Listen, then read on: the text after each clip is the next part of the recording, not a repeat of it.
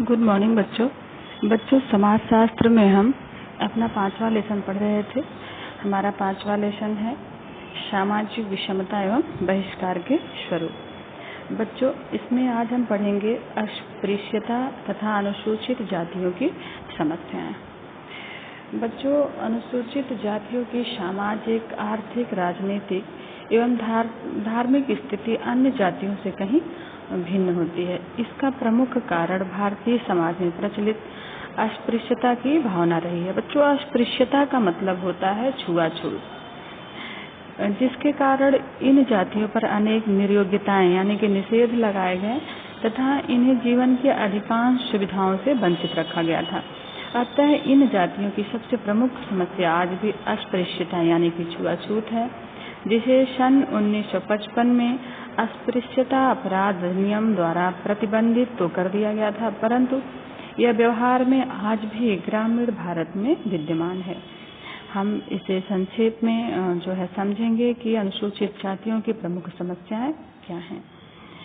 अस्पृश्यता की जो पहली समस्या है, अनुसूचित जातियों की सबसे प्रमुख समस्या जो है वो छुआछूत ही रही है, जो पर्याप्त सीमा तक ग्रामीण भारत में आज भी विद्यमान है।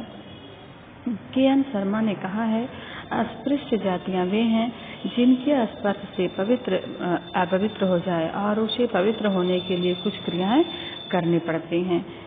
यानी कि ऐसा कोई व्यक्ति जो अगर किसी व्यक्ति को छू दे तो उसे स्नान करना पड़े, दान करना पड़े या कुछ भी जो भी नियम क्रियाएं बनाई गई हैं उसे ही अस्पृश्यता कहेंगे। इसी क्रम में जी.एस. घुरिये ने कहा है, मैं अस्पृश्य जातियों की परिभाषा उस समूह के रूप में कर सकता हूं जो कुछ समय के लिए अनुसूचित जातियों के अंतर्गत रखे गए हैं। अतः हम कह सकते हैं कि अस्पृश्य जातियों से हमारा अभिप्राय सामाजिक, धार्मिक, आर्थिक और राजनैतिक योग्यताओं से ग्रस्त व्यक्तियों से रहा है। इन्हीं अयोग्यताओं के कारण इन जातियों को अन्य जातियों से अलग किया जाता रहा है और इनकी जो विभिन्न समस्याएं हैं वो निम्न हैं। जो है ये सार्वजनिक स्थानों में प्रवेश नहीं कर सकते, जैसे कि मंदिरों में प्रवेश करना इनका मना था। धार्मिक क्रियाओं का संपादन ये नहीं कर सकते थे। सार्वजनिक कुओं या तालाबों का प्रयोग नहीं कर सकते। सार्वजनिक स्थलों जैसे होटलों, जलपान गृहों, मनोरंजन के स्थलों में प्रवेश नहीं कर सकते। इनके यहाँ ब्राह्मण तथा पुरोहित नहीं जा सकते और ना तो ये ब्राह्मण और पुरोहित बन सकते हैं और ना तो कोई जाति अपनी सेवा इन्हें उपलब्ध करा सकती। इसके अतिरिक्त आर्थिक दृष्टि से भी अस्पृश्य जातियों के व्यवसाय के चयन की स्वतंत्रता नहीं थी, यानी कि जो उनका मूल व्यवसाय था बस वो वही कर सकते थे, उससे अलावा कोई और काम नहीं कर सकते थे। राजनीतिक दृष्टि से भी अस्पृश्य जातियों के लोग को राजनीतिक अधिकारों से वंचित रखा गया। वे किसी उच्च पद पर नियुक्त नहीं हो सकते थे। इन्हें मताधिकार से भी वंचित रखा गया था। इसके बाद इनकी मुख्य समस्या हो गई। अब इनकी कुछ और भी समस्याएं हैं जिन्हें हम अन्य समस्याओं के अंतर्गत समझेंगे। इसमें इनकी पहली समस्या आर्थिक उन्नति की समस्या। बच्चों, सदियों से आर्थिक दृष्टि से निम्न कार्यों में लगी हुई जातियां एकाएक ही उनकी आर्थिक स्थिति नहीं बदल सकती। वो उनकी आर्थिक स्थिति अचानक से बहुत अच्छी नहीं हो सकती है, क्योंकि इन्हें बहुत अच्छे काम तो करने नहीं दिया गया। ये बहुत ही निम्न कोटि के कार्य करते थे और जो है इनको बहुत सारी सुविधाओं से भी वंचित रखा गया। धीरे धीरे ये इनसे परिचित होना शुरू हुए हैं और अभी भी ये अपनी जो इनकी सुविधाएं सरकार ने दी है उसका अभी भी ये बहुत अधिक लाभ नहीं उठा पाते। बच्चों, इनकी जो अगली समस्या वो है शिक्षा के विकास की समस्या। अद्यतन अनुसूचित जातियों की शिक्षा के क्षेत्र में अनेक सुविधाएं प्रदान की गई हैं, फिर भी इनमें शिक्षा का विकास संतोषजनक रूप से नहीं हो पाया है। गांवों में इन जातियों के लोगों की शिक्षा के लाभों के प्रति चेतना कम है तथा इन्हें सरकार द्वारा प्रदान की जा रही सुविधाओं का भी ज्ञान नहीं है। इस दिशा में विशेष कदम उठाए जाने की अभी भी आवश्यकता है। इनका जो है तीसरा पॉइंट है राजनीतिक उत्पीड़न की समस्या। राजनीतिक प्रभाव द्वारा अनुसूचित जातियों को समान मताधिकार प्राप्त हो गया है तथा लोकसभा, राज्य विधानसभाओं व स्थानीय निकायों में इनके लिए आरक्षण की व्यवस्था है। तथापि इन पर अत्याचारों में कमी नहीं हुई। आज भी चुनाव में इन जातियों के लोगों के मताधिकार को बलपूर्वक रोकने की खबरें मिलती रहती हैं। अगला पॉइंट है शोषण एवं अत्याचार की समस्या। अनुसूचित जातियों को कानूनी रूप से अन्य लोगों के समान अधिकार प्राप्त हैं, तथापि इन्हें शोषण और अत्याचार की घटनाएं प्रतिदिन इनके साथ होती रहती हैं। जातीय संघर्ष में आज भी उच्च जातियों के रोष का इन्हें सामना करना पड़ता है तथा व्यवहार में किसी न किसी प्रकार का शोषण इनका आज भी हो रहा है। जैसे बिहार और अन्य राज्यों में भी इन जातियों को आज तक बहुत अधिक संघर्ष करना पड़ रहा है। बच्चों, हमारा अगला प्रश्न है अनुसूचित जातियों को प्रति भेदभाव मिटाने के लिए राज्य और सरकार ने कौन सा कदम उठाया और अनुसूचित जातियों के निदान के लिए समस्याओं के निदान के लिए कौन कौन से प्रयास किए गए हैं।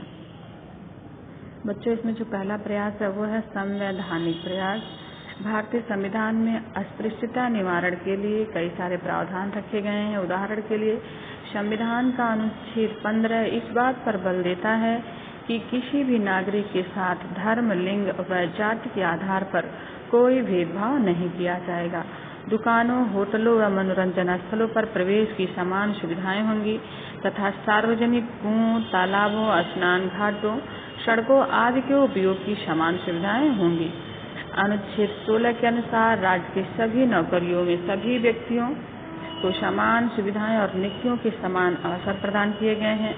अनुच्छेद 17 अस्पृश्यता को अपराध घोषित करता है। अनुच्छेद 29 शिक्षा समस्याओं में धर्म, जाति, रंग और वंश के आधार पर किए जाने वाले भेदभाव को रोकता है। अनुच्छेद 38 सभी नागरिकों को समान अधिकार, आर्थिक और सामाजिक, राजनैतिक न्याय दिलाने की व्यवस्था करता है। अनुच्छेद 46 में राज्य द्वारा अनुसूचित जातियों, अनुसूचित जनजातियों और दुर्बल वर्गों को संरक्षण प्रदान करने की व्यवस्था है।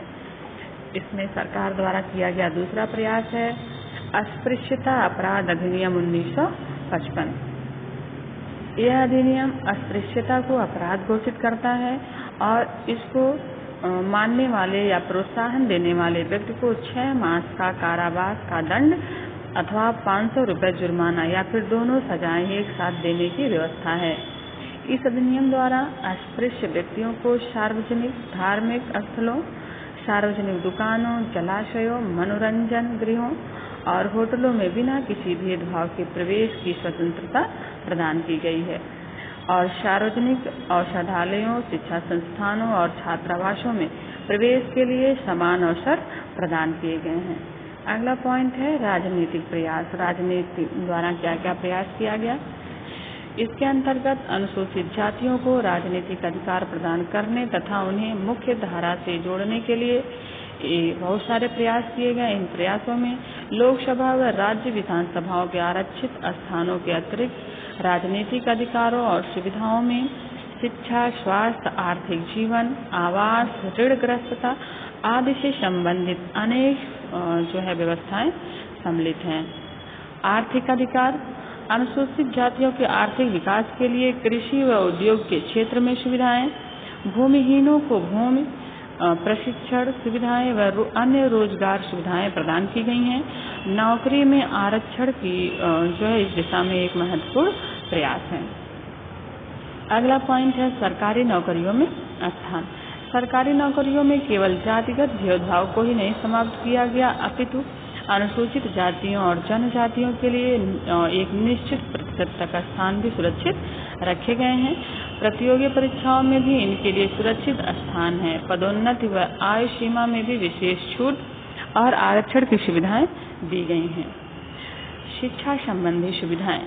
परंपरागत रूप से अनुसूचित जातियों को शिक्षा सुविधाएं उपलब्ध नहीं थी तथा इन्हें शिक्षा से वंचित रखा जाता था, परंतु स्वतंत्रता प्राप्ति के बाद सरकार ने इनमें शिक्षा के विकास के लिए अनुसूचित जातियों को निःशुल्क शिक्षा, छात्रवृत्तियां, आरक्षण सुविधाएं, छात्रावासों की सुविधाएं आदि व्यवस्था की हैं तथा धीरे धीरे इनमें शिक्षा का प्रचलन बढ़ रहा है।